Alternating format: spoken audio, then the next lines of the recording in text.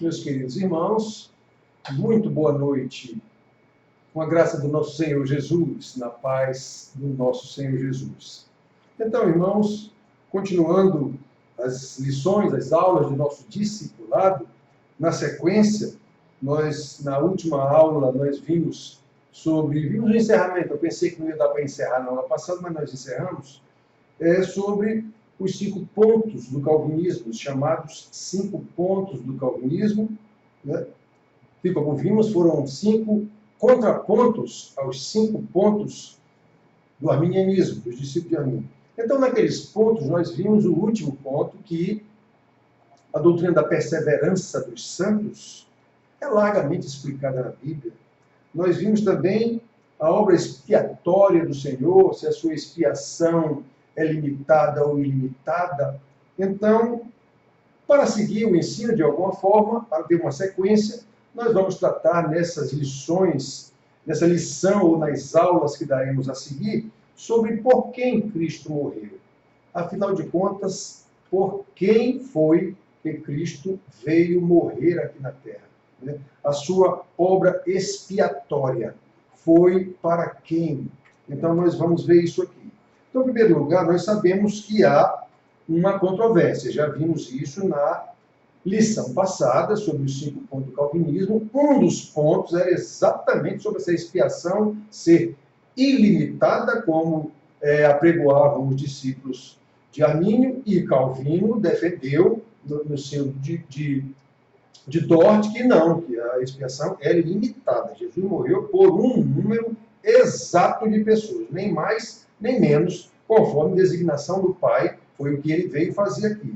Então, olhem só, a partir da teologia de Pelágio e Armínio, já houve esse problema lá entre Pelágio e Armínio, né, que se contrapõe à teologia de Santo Agostinho, Calvino. Então, Pelágio e Santo Agostinho, na época, lá século IV, Armínio Calvino, século XVI, na Reforma Protestante. Então, há controvérsia sobre a abrangência da expiação de Cristo.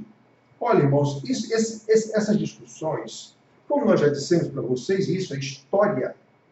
O Sínodo de Dort levou 6 meses. Então, 6 meses, teólogos da mais alta categoria naquela época, do mais alto conhecimento, teólogos da igreja, né, discutindo esse assunto. Houve um vencedor, como tem que haver, se há uma disputa, tem que haver um vencedor, mas o vencido não se conforma. Ele continua defendendo a sua tese. Naquela época, havia muitos casos em que o cidadão era até morto, né, porque era considerado heresia o seu ensinamento, e ele era morto. A igreja matou muita gente naquela época, tanto a católica quanto a protestante também. Não é? Então, irmãos, não há como um pregador ou um professor convencer alguém de uma doutrina, se essa doutrina tem a ver com salvação. Esses 5 pontos do calvinismo, como eu disse, quem entende diferente isso não são irmãos. Não são irmãos em Cristo. Até os 2 podem estar errados, mas os 2 estarem certos, com o entendimento divergindo, isso é uma impossibilidade. Então, olha só, essa controvérsia não é de hoje, como eu disse. Essa controvérsia não é de hoje. Como eu disse, na parábola lá do fariseu e do publicano, já havia claramente um se achando e o outro sabendo que era um miserável pecador. Então não há como. Jesus nunca convenceu os fariseus. E ele era Deus. Ele não era um pastorzinho feito eu, ou feito Calvino, ou quem quer que seja. Ele era Deus e nunca convenceu nenhum fariseu daqueles com os quais ele discutiu o tempo todo.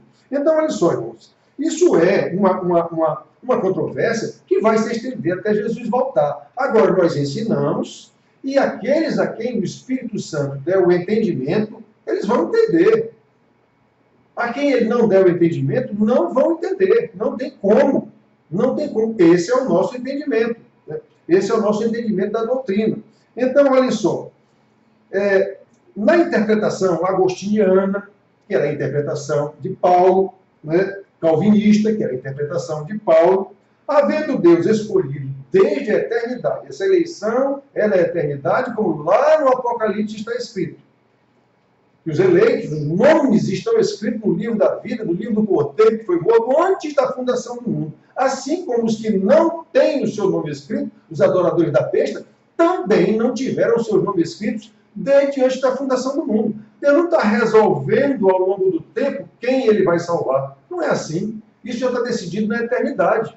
No tempo vai acontecendo. No tempo oportuno de Deus vai acontecendo. Mas isso já está decidido na eternidade. Isso é uma decisão. Deus é eterno, Deus é atemporal. Não tem tempo para Deus. A Bíblia foi escrita de uma forma que nós entendamos, porque somos temporais, somos finitos, seculares. Não temos como entender a divindade, a não ser até onde ele nos deu a entender.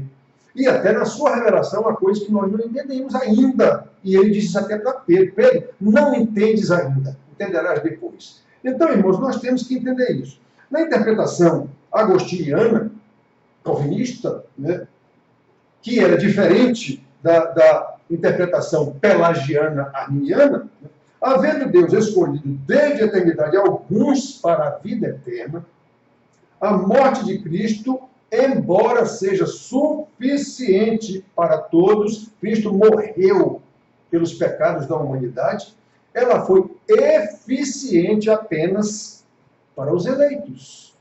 Por que que uma pregação do Evangelho, que é a mesma pregação para uma multidão, alguns entendem e outros não? Inclusive no Pentecostes, quando os discípulos, pelo poder do Espírito Santo, começaram a falar na língua de cada um daqueles ouvintes ali, eles ouviram na sua língua mãe, não se trata de glossolalia, língua que ninguém entende, eram línguas, idiomas de todos aqueles povos lá. Uns ficaram abismados olhando, que é isso que nós estamos ouvindo? Não são estes galileus? Como estamos ouvindo falar na nossa língua? Outros não entenderam e disseram, está tudo bem. Está tudo bem, pois é. Sempre será assim. Então, quando se lança a palavra de Deus, a mesma palavra que salva uma minoria e bote minoria nisso, é a mesma palavra que condena os que não a entenderam. Ela foi chamada do mesmo jeito. Então, o sacrifício de Cristo, como ele veio, foi suficiente para todos, mas eficiente só para aqueles a quem Deus deu, no poder do Espírito Santo, abriu-lhes os olhos do coração para entender aquilo ali. Aí Paulo diz que é loucura, e é mesmo? É mesmo? Se você for analisar a Bíblia e estudar, eu sou um estudioso de ciências das religiões, então você vai estudar a Bíblia e ler outros livros de outras religiões e tudo. Isso é loucura mesmo. Isso é loucura mesmo. Para outros religiosos, isso é loucura mesmo. Não há como acreditar num negócio desse. Porque só acredita aqueles a quem Deus abre os olhos do coração, como a promessa dele sempre. Haverá um remanescente fiel. Remanescente fiel. Então, irmãos, ela só foi eficiente para os eleitos. Não pode ser diferente disso, não. Então, olha só.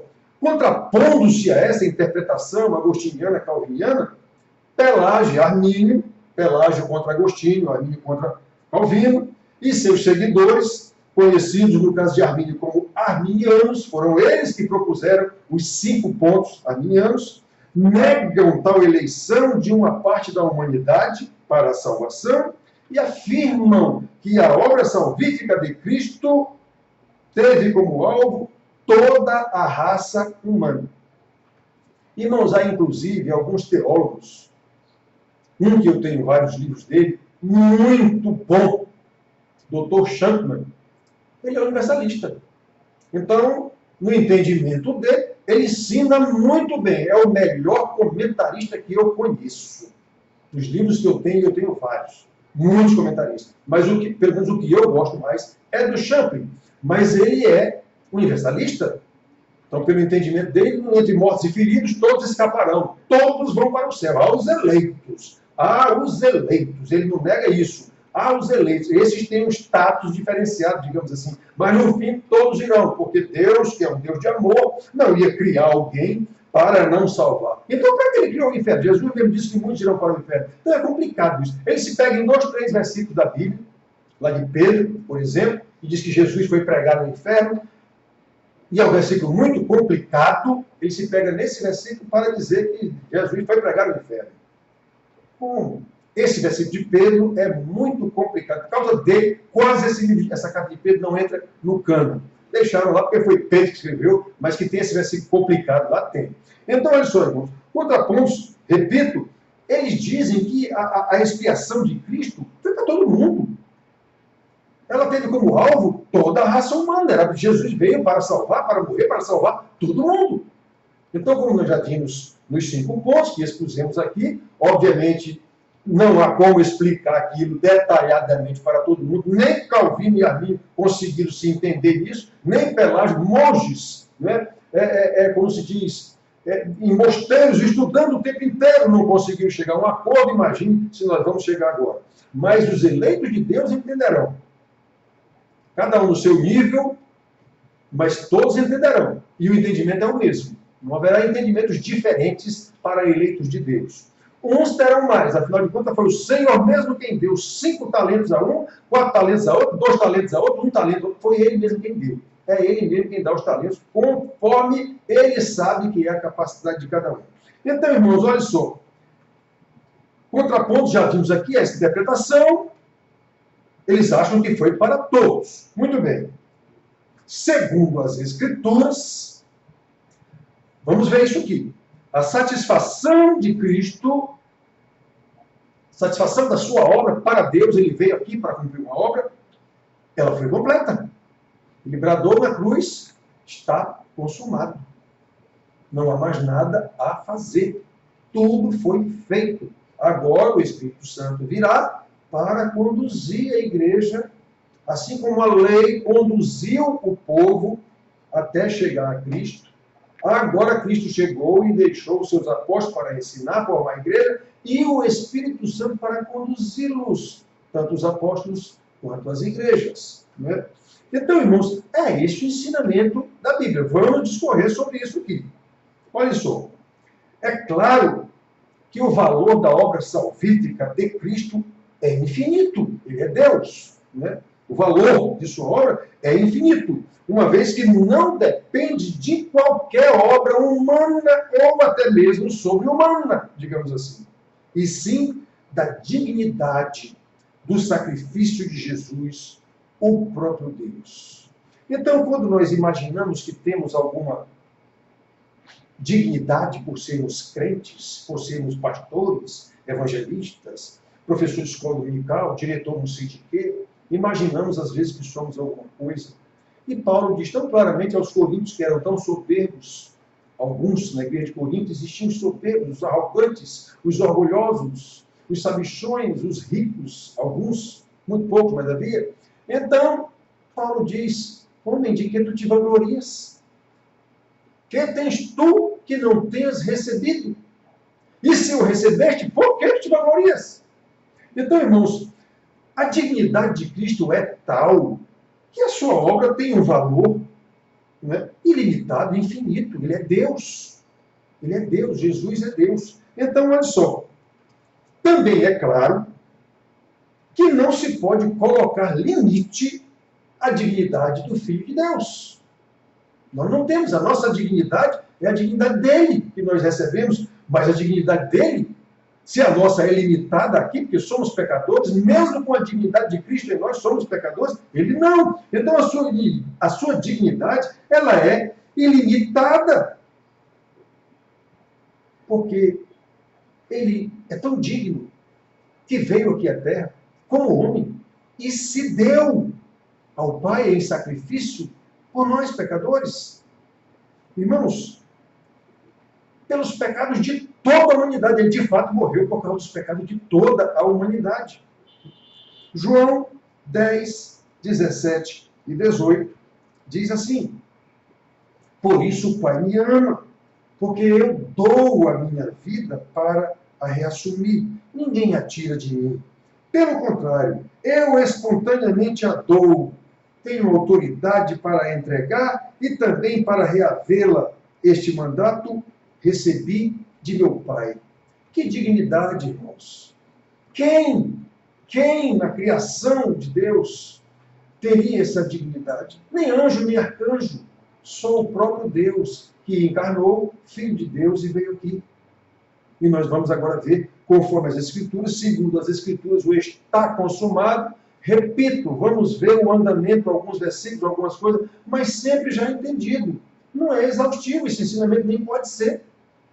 Não há condição de ser exaustivo, explicar tudo, não falhou nada. Tem. No nosso ensino, nós não podemos abranger todo o entendimento dessa dignidade de Cristo. Mas o que nos foi revelado, e o que nós estudamos, e escrevemos e colocamos para vocês aqui, é necessário, é suficiente, digamos assim, para que um eleito de Deus entenda. Aí, se Deus lhe deu o dom de professor mestre, ou de alguma coisa, ele vai se aprofundar nos estudos. Né? Ele vai se aprofundar nos estudos. Obviamente, quantos casos nós conhecemos de alunos que depois superam em muito seus professores? Por causa desse orgulho e dessa arrogância, há inclusive professores que se negam a ensinar o pulo do gato, como se diz. Ele ensina só até um determinado ponto, que é para ele poder ficar sempre acima dos alunos. Quem me conhece sabe que eu faço questão, se for o caso, de ter um aluno que vai saber mais do que eu. Que eu lhe abri o caminho do estudo e ele aprendeu a aprender. E aprendeu mais do que eu, inclusive. Ah, que coisa linda, um professor, quando ele consegue sentir digamos assim, esse orgulho de ver que um aluno o superou. E foi ele quem deu o caminho das pedras, como se diz. Que coisa linda, irmãos. Então, olha só, foi isso que Jesus disse aos discípulos: vocês farão mais coisa do que eu fiz. Por quê? Porque Jesus só pregou ali, na Galiléia e Judeia. E aos discípulos ele deu o poder e a missão de pregar no mundo inteiro. Né? Então, irmãos, olha só, nós já vimos aqui, que dignidade. Eu dou a minha vida, por isso o Pai me ama. Porque eu dou a minha vida para a reassumir. E por que ele deu a vida? Para cumprimento da lei. Por causa dos pecados dos pecadores. Foi pelos pecados do mundo inteiro? Foi. Foi suficiente para aplacar a ira do Pai pelos pecados de toda a humanidade? Foi. Mas só foi eficiente para levar ao Pai apenas aqueles que o Pai lhe deu, como ele mesmo diz na oração sacerdotal, lá em João 17. Então vamos para frente aqui, irmãos. É certo afirmar, já disse agora, mas vou ler. É certo afirmar que o sacrifício que foi suficiente para uns, foi suficiente para todos. Se foi suficiente para uns, foi suficiente para todos. Nada falta acrescentar a esse sacrifício. O sacrifício de Jesus foi de uma vez por todas, como o escritor aos Hebreus deixa tão claro, comparando com o sacrifício lá da lei cerimonial levítica. Muito bem. Suficiente é algo que satisfaz. Completamente. Não há mais o que fazer. E ninguém discorda que Cristo satisfez plenamente a justiça exigida na lei de Deus em decorrência do pecado do homem. Está consumado. Não há mais o que fazer.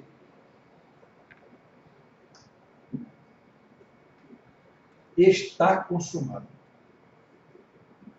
Porém, segundo as Escrituras, poucos são salvos. Foi o Senhor Jesus quem disse isso. Mateus 22, 14. Né? Mateus 22, 14. O Senhor diz: porque muitos são chamados, mas poucos escolhidos. O que Jesus disse não é nenhuma novidade. Isso já tinha os profetas de Deus dizendo isso muitas vezes, que é apenas um remanescente fiel. O povo o traía, o povo desobedecia, o povo seguia outros deuses. Sempre foi assim. Basta ler. O pessoal lê as profecias e escolhe aqueles versículos: eu te tomo pela tua mão direita, eu te levo. Pronto, isso é uma maravilha. Mas não leu o livro todo e não presta atenção no que está escrito ali. São muito poucos esses a quem ele diz: eu te tomo pela tua mão direita e te levo, e eu te carrego no colo. São muito poucos, é só o remanescente fiel. Ele mesmo, o Senhor Deus, diz que é menos de 1/10. Menos de 1/10. Muito bem. Então, olha só, irmãos. Por outro lado, vimos aqui Jesus dizendo que poucos são os eleitos. Por outro lado, o próprio Jesus também deixou claro que ele veio para dar a vida em resgate por muitos. 20 e 28. Tal como o Filho do Homem, que não veio para ser servido, mas para servir e dar a vida em resgate por muitos. Aí temos um problema, não é? Ainda agora, no versículo anterior, ele dizendo que são poucos. Aqui, ele está dizendo que veio dar a vida em resgate por muitos. Quem são esses poucos e esses muitos? Como se explica isso? Quem são esses poucos de Mateus 22, 14 e esses muitos de Mateus 20, 28? Irmãos, são os mesmos. Não há contradição nenhuma aqui. São os mesmos. São o povo de Deus que Jesus veio salvar. O povo de Deus, como ele disse no Velho Testamento o tempo inteiro, o meu povo eleito. Tomou todo Israel, formou uma nação em Israel, mas já disse que nem por ser israelitas eram filhos de Abraão, nem não iam entender, ele disse claramente, menos de um décimo, ficará um décimo, eu ainda vou balançar a videira para ficar só as olivazinhas verdes lá de cima, eu vou cortar no tronco da raiz e o broto é quem vai ser salvo, brotará. Ele disse isso quantas vezes, irmãos? Então em Isaías 53... Em Isaías 53, 8, o Senhor Deus diz assim, 53, 8. Por juízo opressor, ele está falando do Messias, quando viesse o Messias, né? Por juízo opressor foi arrebatado, e de sua linhagem, quem dela cogitou? Porquanto foi cortado da terra dos viventes. O nosso Senhor que foi crucificado. Era dele que ele estava profetizando aqui. Por causa das transgressões do meu povo, foi ele ferido. Por causa das transgressões do meu povo, foi ele ferido. Aí vimos em Mateus 1, 21, o anjo dizendo sobre aquele que Maria daria à luz, ele dará à luz um filho e lhe porás o nome de Jesus. Isso era o anjo falando a José, para ele não abandonar, não fugir, não deixar sua mulher como ele pretendeu fazer, para que ela não fosse morta apedrejada, ao ser descoberta grávida sem ser dele. Né? Porque ele salvará o seu povo dos pecados deles. Ele não salvará o mundo todo, ele salvará o seu povo. Como Deus disse aqui através de Isaías, lá na profecia de Isaías, agora nós lemos, Isaías 53, 8, que ele diz assim, que ele foi cortado da terra dos viventes por causa da transgressão do meu povo. Foi ele ferido. Né? Então, repito, Jesus morreu pelos pecados do mundo inteiro. Foi o mundo inteiro que ofendeu a santidade de Deus. Ele morreu para cumprir a lei. A alma que pecar, essa morrerá. Está escrito lá em Ezequiel. E em Adão, desde o início, logo ele disse, o dia que comeres do fruto da árvore do conhecimento do bem e do mal, certamente morrerás. Então isso é um desígnio de Deus, isso é um decreto de Deus. Não é? Eu digo para os irmãos em várias ocasiões, eu não tenho nenhuma rejeição à morte, mas nenhuma mesmo, nem a minha, nem a ninguém. Claro que eu sofro com a morte de entes queridos, afinal de contas nós somos seres humanos, temos sentimentos, mas eu não tenho qualquer rejeição à morte. É um decreto de Deus. Então como é que eu vou ter rejeição a um decreto de Deus? Eu sei que vou ressuscitar. Então pronto. Muito bem, irmãos, então olha só, nós vimos aqui. Quem são esses muitos lá de Mateus 20, 28? Quem são esses poucos de Mateus 22, 24? Os mesmos. Os eleitos de Deus, o povo de Deus. Sejam eles vistos como uma multidão, como João viu, afinal de contas, João viu todos os eleitos, desde Adão até quando Jesus voltar. Então tinha muita gente. Imagine quantos terão do outro lado, no inferno. Né? Então ele viu uma multidão, uma nuvem de pessoas vestidas de branco e tal. Sim, imagine os que vão estar vestidos de preto, né? Ou de vermelho, sei lá. Então, irmãos, olha só. São poucos os eleitos, por quê? Porque o chamamento é geral. Ele morreu pelos pecados do mundo. Foi suficiente? Foi. Mas foi eficiente para o mundo todo? Não. Por quê? Porque ele não veio salvar o mundo todo. Ele veio salvar o seu povo dos pecados deles. Por quem Cristo morreu? Sua obra expiatória foi por quem mesmo? Pelos eleitos de Deus, que Deus deu a ele. Muito bem. Então vamos para frente aqui, irmãos. O próprio Senhor Jesus explica por quem ele veio se sacrificar. Assim como um pastor, Jesus, como tinha uma vida interiorana, ele falava das coisas que ele viveu. Jesus se criou na cidade de Nazaré, um vilarejo com 300 habitantes, e sempre andou pelas vilas. Jesus só veio conhecer uma multidão mesmo de Jerusalém. As outras cidades sempre eram cidades menores, ele andava sempre pelos vilarejos, ele não se mostrava muito. Então, olha, irmãos, por isso que ele fala do pastor, ele fala de pescaria, ele fala dessa videira. Paulo não, Paulo era um cidadão romano e doutor, e convivia em cidades maiores e tudo, ele fala de soldado, de Olimpíada. Por quê? Porque a vida dele é diferente. A cultura de Paulo era total cultura. Eu estou dizendo não é conhecimento acadêmico, não. Embora Paulo fosse um doutor acadêmico também. Jesus, certamente, não.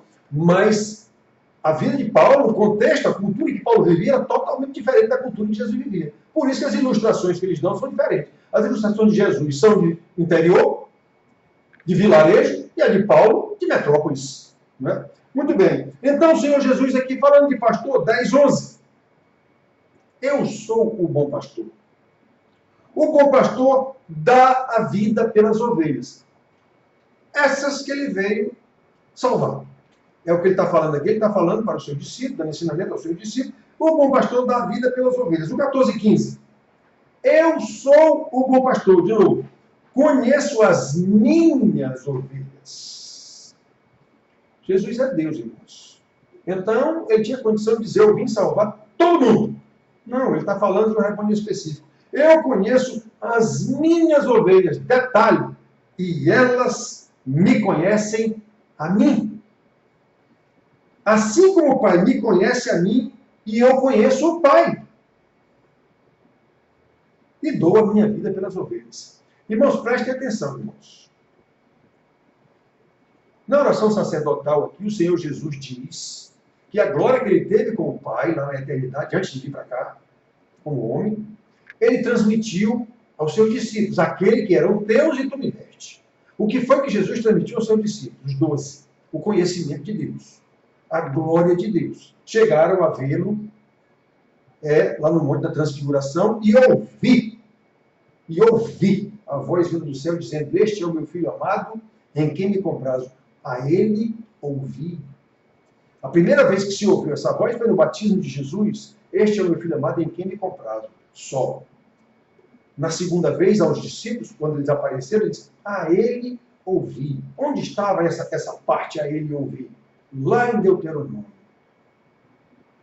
Eu acho que é 18, versículo 15 e versículo 18 também. Deus dizendo a Moisés que suscitarei um outro profeta, semelhante a ti, do meio do povo. Lá ele diz, ele não falará dele mesmo, ele falará de mim, a ele ouvi.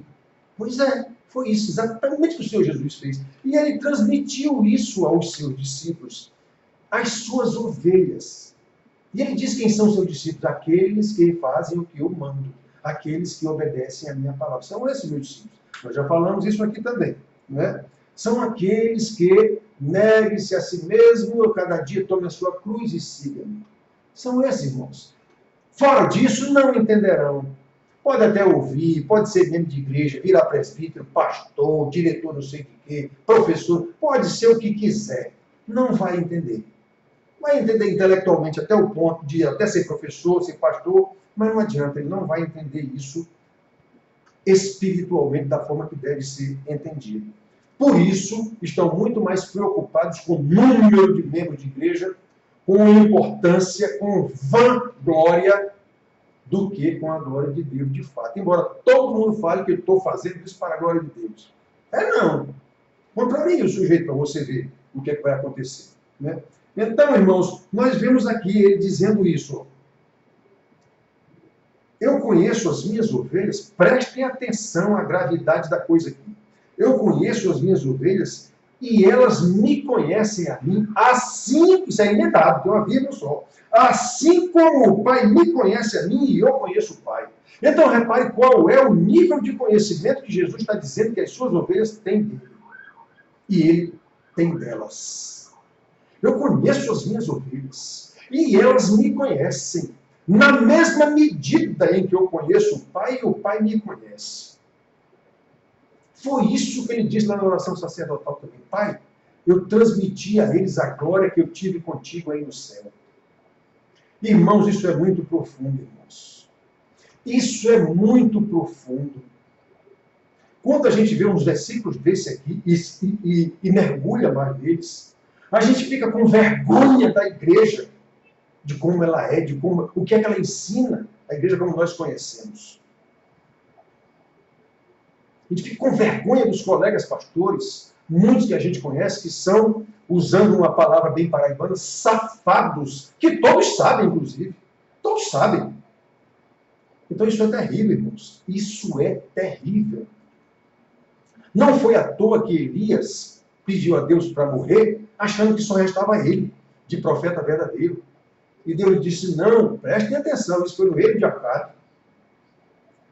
No momento em que o reino de Israel teve o seu apogeu, digamos assim, o reino de Acabe foi um deles. E o que Deus respondeu para Elias? Não, não tem só você, não.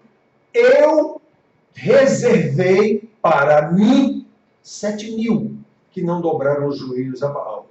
Não foram esses 7.000 que resolveram não seguir a Baal. Fui eu que reservei para mim. É por isso que eles não seguiram os falsos profetas de Jezabel e os falsos profetas do próprio templo de Israel. Eu reservei para mim 7.000. Então, olha, irmãos, em todo o reino de Israel da época, um dos maiores reinos foi o de Acabe. 7.000 o Senhor reservou para ele. Então, irmãos, isso é só para lembrar. Só tinha um profeta verdadeiro. Os outros eram todos falsos. Lá fala em 850. 450 de Baal e 400 falsos no templo de Israel. Não é? Os de Baal eram lá da casa de Jezabel. Então, irmãos, preste atenção. Como eu disse, mergulhando nesses versículos aqui, só você que vê a vida inteira. A gente vê a vida inteira aqui e não passa da superfície. Aí quando você mergulha, o que Jesus está dizendo aqui? Ele está dizendo que eu sou o bom pastor, eu conheço as minhas ovelhas, ele está falando de um rebanho específico, e que essas ovelhas o conhecem também, do mesmo jeito que o Pai o conhece e ele conhece o Pai. É isso, lá na oração sacerdotal, no final.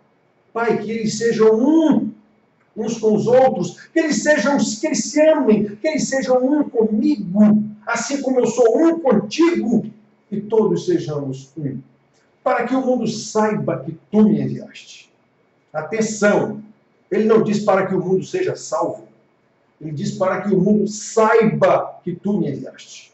Pois é, esse mundo vai glorificar a Deus, mesmo os que não forem salvos. No último dia, todos se ajoelharão e todos dirão, tu és Senhor.